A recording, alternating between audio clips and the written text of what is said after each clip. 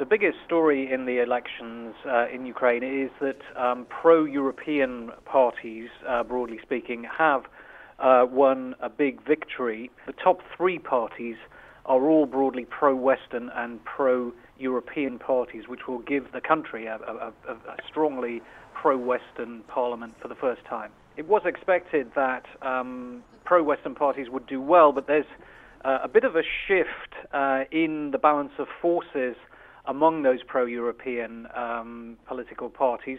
The President's Party, which was called the Petro Poroshenko bloc, hasn't performed as well as opinion polls before the election were forecasting. But the party of the Prime Minister, Arseniy Yatsenyuk, has outperformed expectations, so he emerges very much strengthened from these polls, which is interesting because Mr. Poroshenko has adopted a slightly more dovish position towards Russia. Mr. Yatsenyuk is more of a hawk, and there are also questions as to exactly how well these two leaders are going to work together. In principle, having a solid pro-Western coalition is a positive thing for the country. It's a pro-reform coalition as well, and so it has at least a chance of carrying out the kind of very deep reforms that Ukraine has long needed and has never really managed to implement since it got its independence from the Soviet Union 23 years ago. Of course, Russia is going to continue to put pressure on the country, particularly in the east, because Russia doesn't really want to see this pro-Western government in Ukraine succeed, so it's likely to use whatever influence it can to make life difficult for the new government.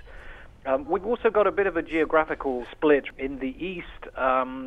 The party that's made up of former associates of the ousted President Yanukovych won in many districts.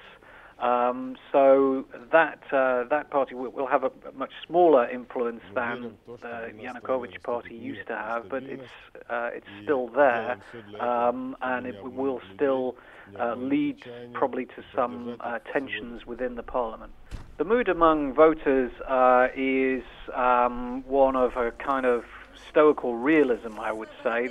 But people realize that there are tremendous challenges ahead in terms of trying to regularize relations with Russia, getting gas supplies switched back on. In large parts of Kiev, where I am now, district heating systems run by the local authorities have not been turned on yet, even though it's the temperature's dropping to freezing at night, because they're economizing so much on gas, which supplies these heating systems.